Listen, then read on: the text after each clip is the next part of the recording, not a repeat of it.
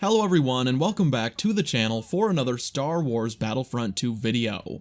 Today we are finally going to be ranking every single blaster in Battlefront 2, and I have been saying I would eventually make this video for like a year and a half, and finally it is here. I've had this idea in my head for a while to make an entire weekly series out of these ranking videos, so I could rank the reinforcements, vehicles, trooper classes, hero starfighters, and a whole host of other things each weekend. Seeing as these videos are a lot of work, I would only make a series out of them if you guys really wanted to see it, so if you guys would want more videos ranking various aspects of Battlefront 2, leave a like on this video, and if I see enough interest from you guys, I'll get working on the next one to upload sometime next week. But anyways, let's get into ranking these blasters, and before we do that, I need to set a few ground rules. First, I'm going to be ranking each blaster from the perspective of someone who has all attachments unlocked for every weapon. It is by far the best way to rank these weapons, because what makes some of them so great are the attachments, and the majority of players who've been with the game since the very beginning are going to have all attachments unlocked. Second, yes, I do know that aim is more important than anything, but that has nothing to do with the fact that some weapons are much stronger than others, and in some cases certain blasters make others completely obsolete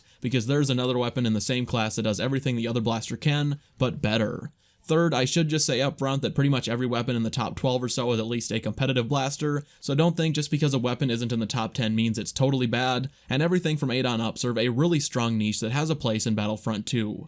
Truthfully, there isn't an actual bad weapon in the game, there are just a lot of blasters that serve no purpose once others have been unlocked. Finally, and this is just an explanation if you are a new player to the game, when I'm ranking the default weapons, I am referencing the weapons for each of the 4 classes that can't be customized and are unlocked when you first purchase the game. These weapons will change depending on what faction and era you are on, but the stats are exactly the same with no differences. So if you use the default blaster on Yavin 4 as the Rebels, you will get the A280C, and if you again use the default blaster on Takodana as the First Order, you are going to get the F11D as the Assault class, but they are the same exact weapon with a reskin. Everything from the damage to recoil is identical. I know some of them might feel a little different, but they are not, it's all in your head. They are all the same exact weapon with different sounds and a different skin on the top.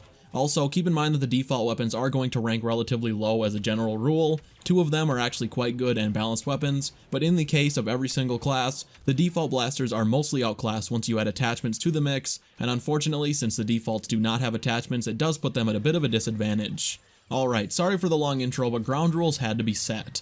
Let's jump into this by starting off with the blaster that comes in at dead last, that being the default Specialist Sniper. This weapon suffers from the same problem you'll notice many of the blasters near the bottom of this list do, that being the fact that the default Specialist Sniper just has absolutely no real use once you've unlocked other weapons in the class, and once you have attachments for the other snipers, there is no reason to ever touch the default Specialist weapon again. Even at our dead last place, this weapon is usable, but with mediocre damage and a fire rate to match it, this is a weapon that should only be used to unlock the better weapons that come later.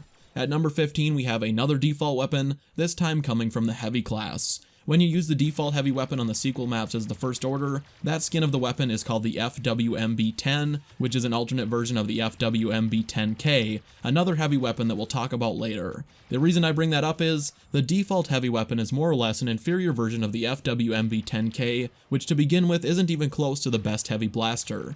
The default for the heavy has decent damage when you're up close, but the spread and recoil on this weapon make it a poor choice for anything but close range engagements, and even at point blank range it is still very mediocre.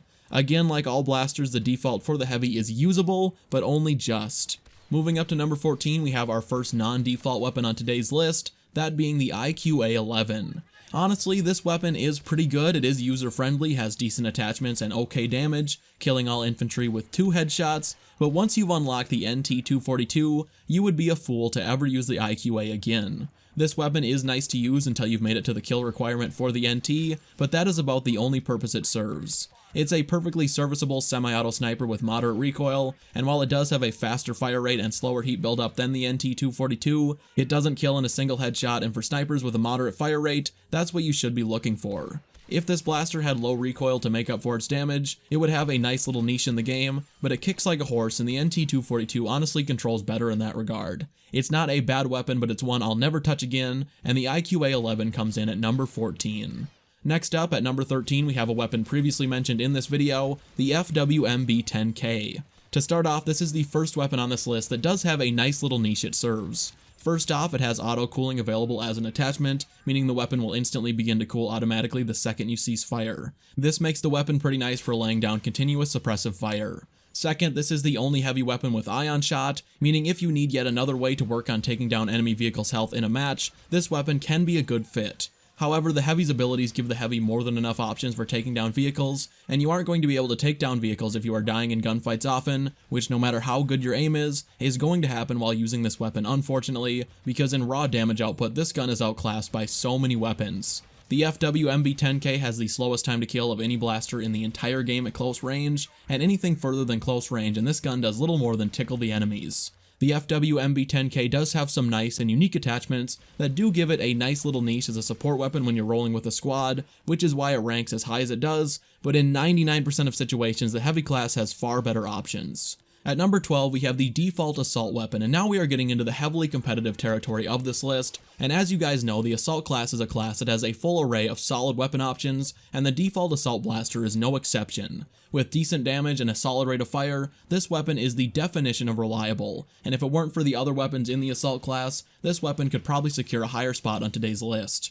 That being said, the unlockable weapons in the assault class take a lot away from the default assault blaster, as the A280, a blaster that will come up later in this video, does everything the default assault weapon can do but better. This weapon is a great choice for beginners to the game, and using it is a very enjoyable experience as you work your way up to the unlockable weapons, but once you have secured your attachments for the other blasters in the game, unfortunately this weapon does get heavily outclassed. However, I do still occasionally use this blaster, it's great for immersion, and just because I do genuinely think it's a very fun and reliable blaster to use, and it does remind me a lot of Battlefront 2015, and that combined with its decent stats secured it the very respectable number 12 position on today's list.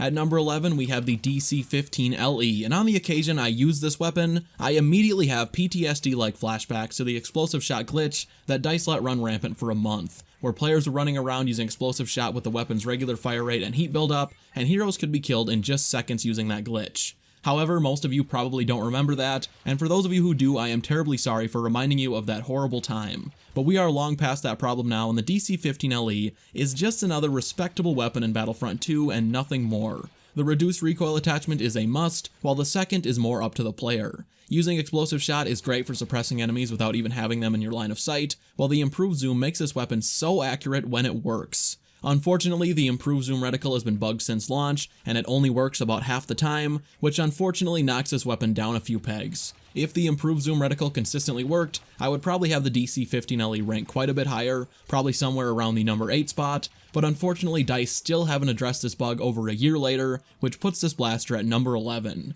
Not a bad position, but with potential to be even better. Alright boys, we are into the top 10, and every blaster from here on out is very good, and with only a few exceptions, all of these weapons are used semi-regularly by me in-game, and starting off our top 10 is a blaster that more than likely would have taken the top spot had I made this video close to launch. The blaster I'm referencing is of course the Blurg 1120, and this is a weapon that has been nerfed so many times it's almost hilarious, and even after all the nerfs, the Blurg is still a solid weapon. When Battlefront 2 released, the Blurg could do pretty much anything. Want to one burst a heavy from across the map? No problem. Want to outperform any weapon in the game at close range? Go crazy. Want to take down the AT-AT on Hoth in a single burst? Just be sure to use the improved burst attachment and you would be good to go. But after a series of pretty hard nerfs, the Blurg just isn't what it once was. At anything further than a few meters away, the Blurg begins to take several bursts to kill, and while it still is a solid weapon at close range, another blaster in its class, that being the SC-44C, heavily outperforms it, which really leaves you with no reason to ever use the Blurg other than for variety's sake. The explosive shot is a fun option to damage people around corners as the officer, but other than that, the Blurg offers very little the SC-44C can't do better. At number 9, we have another officer weapon and the highest ranking default blaster on today's list, the default officer pistol. This is one of the most slept on weapons in all of Battlefront 2, as the default pistol for the officer is pretty much the king of being the jack of all trades, and fills a void the other blasters leave the officer class with, that being a weapon that can be very adaptable to almost any situation. At close range, this weapon has a slightly slower time to kill than both the Blurg and the SC-44C, and at long ranges, the default blaster has a much slower time to kill than the S5, and at medium range, this weapon is going to outperform both the Blurg and the SC-44C, but gets slightly outclassed by the S5 only if the user is able to land all headshots. This weapon excels because it can do it all. It is perfectly capable at close, medium, and long-ish range engagements. Obviously, you aren't going to want to be sniping with this thing, but on the majority of maps, this blaster is going to do great from any range and most lines of sight.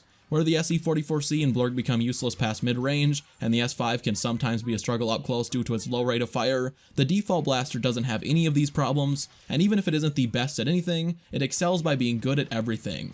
Moving to number 8, we have the A280 CFE, another weapon that is rarely used despite being an excellent choice. I have 2 words for players who struggle with this weapon, those being burst fire. Once you unlock the burst for the A280 CFE, it doubles as both a close-range SMG and a medium to long-range sniper. I really don't have a ton to say about this weapon. It is absolutely awful before you unlock some of the mods, but once you do, you will be the most aggressive sniper on the battlefront.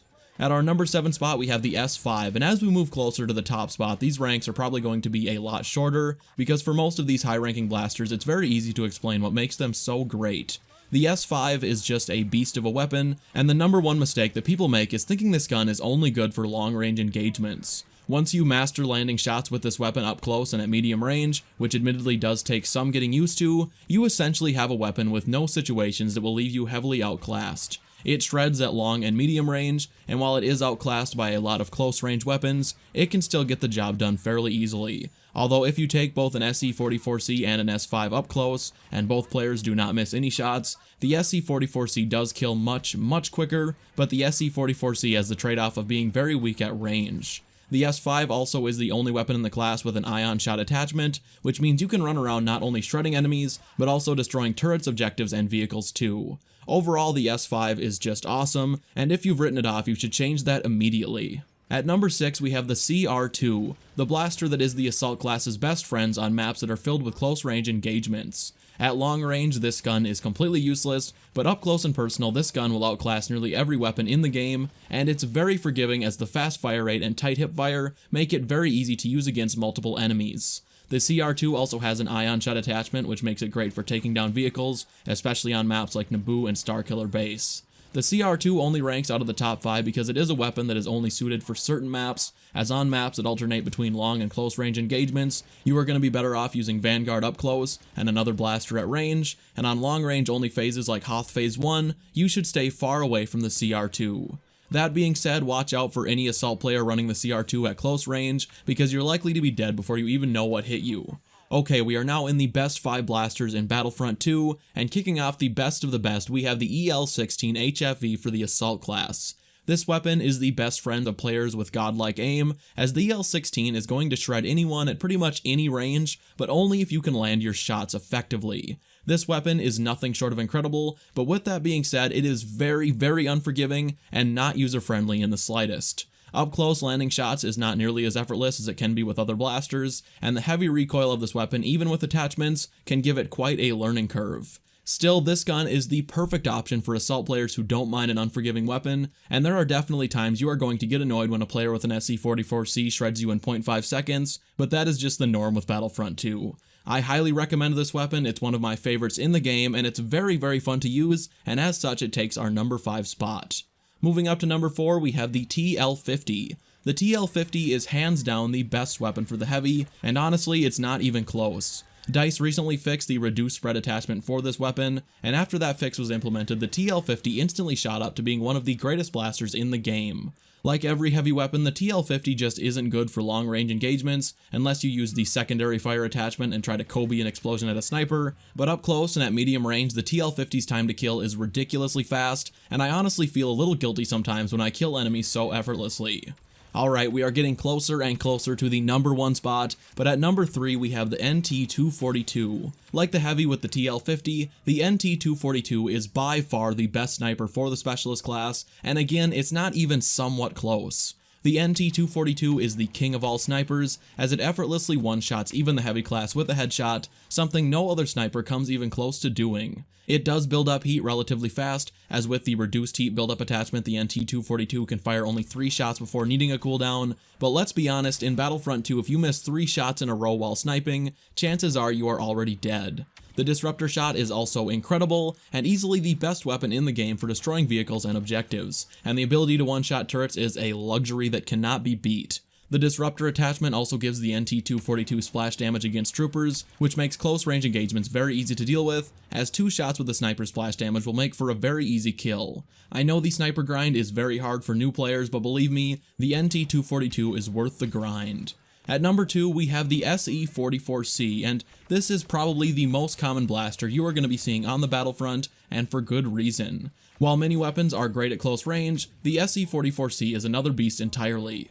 This weapon outperforms every other blaster at close range when it comes to raw time to kill, and by a fair margin. Combine that with the SE-44C being one of the, if not the single easiest blaster to use in Battlefront 2, and it makes for a very deadly combo. The SE-44C is perfectly serviceable at medium range as well, and its only real trade-off is that yes, it's not good at long range, and if you try to take on players at far out ranges with the SE-44C, you are going to have a very bad time. There is a reason this weapon is so overused online. It's an amazing blaster and very forgiving and user-friendly, and it takes our number 2 spot with ease.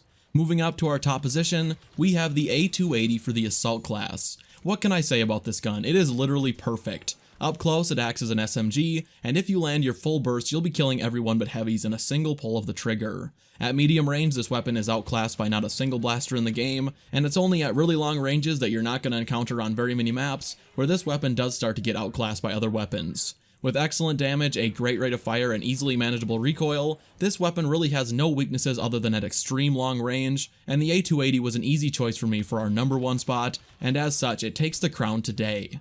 I will say I can see an argument for pretty much any of the blasters in the top 5 to get moved around. They all serve a different purpose, and with the class system giving certain troopers advantages over others, this was a very difficult list to rank. But guys, if you enjoyed this video and would like to see more uploads like it, be sure to drop this video a like, and if you are new to the channel, make sure you subscribe. Also, be sure to follow me on my Battlefront Knight Twitter. I made the mistake of not starting a Twitter until the channel had over 100k, and lately I've really been getting into the groove of tweeting every day to keep you guys up to date. Anyways, thank you all so much for watching, and I will see you in the next one. Bye. I'm